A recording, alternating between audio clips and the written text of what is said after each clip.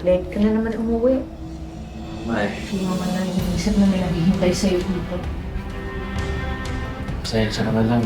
Masarap kasi yung kwentuhan namin ng pinsan. Pinsan? Kada linggo na lang, may pinsan kang umuwi from Cebu. Yung ayaw mo maniwala, bahala ka. Kung gusto mo nga, sa susunod, sumama kayo.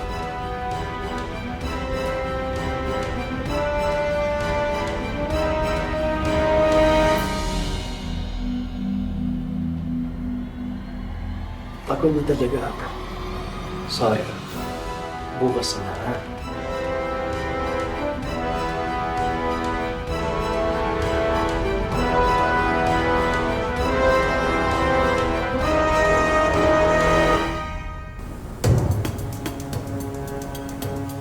Ewan ko ba doon?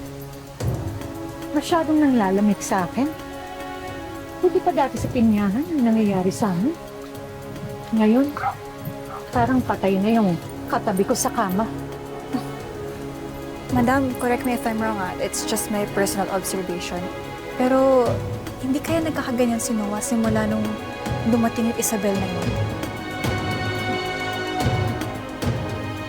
Nasaan na nga ba yung Noah na yan? Ba't nandito sa akin?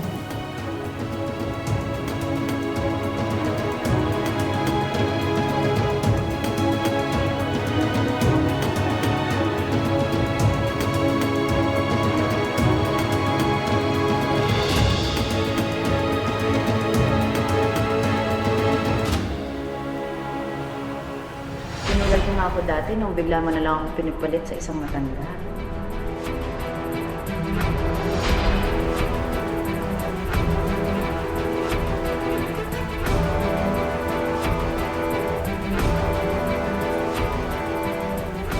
Oh my God!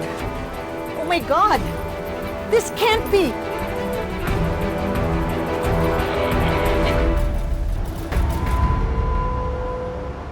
Isabel, may bago tayong orders for Batangas. Nasabi ko na rin to sa purchasing. So, kailangan na lang ng pirma mo. Tapos, para makapag-request na tayo ng pera sa finance. Okay, thanks. Thank you. Iwan ko na yan dyan, ha? Ay! Excuse me, meron po ba kayong appointment kay Miss Isabel? Hindi namin kailangan ng appointment para sampalin yung malandi mong boss. Tumabi ka nga dyan. Ay, no! Kayo ang umalis kung hindi tatawag ako ng security. Okay lang yan, honey. Welcome, my unexpected guests. Anong ginagawa ng dati kong madrasta dito sa opisina ko? Ano? Mag-a-apply ka ba?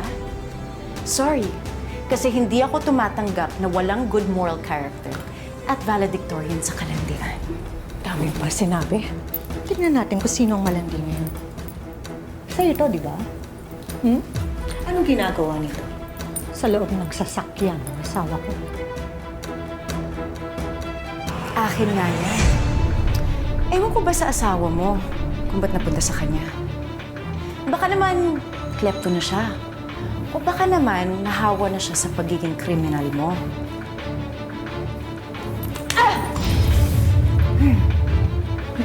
Takot sampal sa'yo.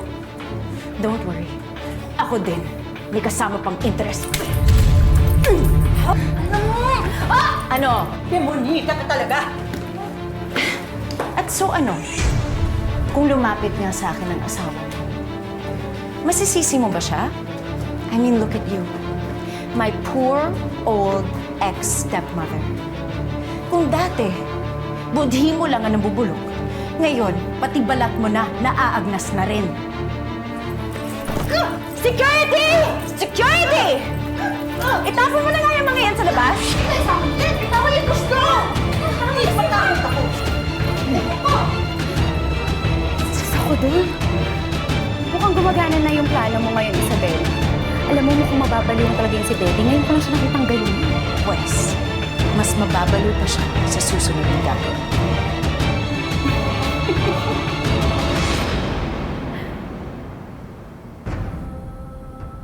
Pinipilit ako kahapon ni Betty na umamin tungkol sa atin. Sinugod niya rin ako sa opisina ng isang araw. Pero napaalis ko naman siya. Talaga, sinugod ka niya. Pasensya na lang, hindi ko alam yun. Okay lang yun. Kayang-kaya ko siya. Ba't hindi mo pa kasi siya iwan? Isabel, natatakot kasi ako. Baka mamaya idawit pa ako ni Betty sa negosyo niya, kaya linilinis ko muna yung connection ko doon. Negosyo? At ano meron sa negosyo niya? Hindi ko maintindihan. Hindi lang kasi basta-basta pineapple farm ang negosyo ni Betty.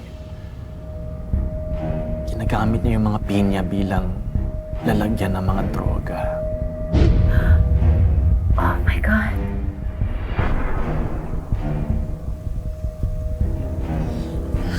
Huwag na huwag mong sasabihin kahit kanino.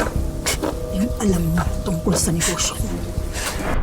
May kilala akong pulis. Baka matulungan nila tayo. Pero kailangan mo muna sabihin sa akin ang lahat. Pati lahat ng connection mo sa illegal na negosyo ni Betty. Para makaisip tayo ng paraan para hindi ka madamay. Isabel, natatakot talaga ako. Huwag ka matakot. Ipapakulong natin si Betty. At kapag malaya ka na sa kanya, pwede na tayong magsama. Basta sabihin mo sa akin lahat ng nalalaman. Tutulungan kita.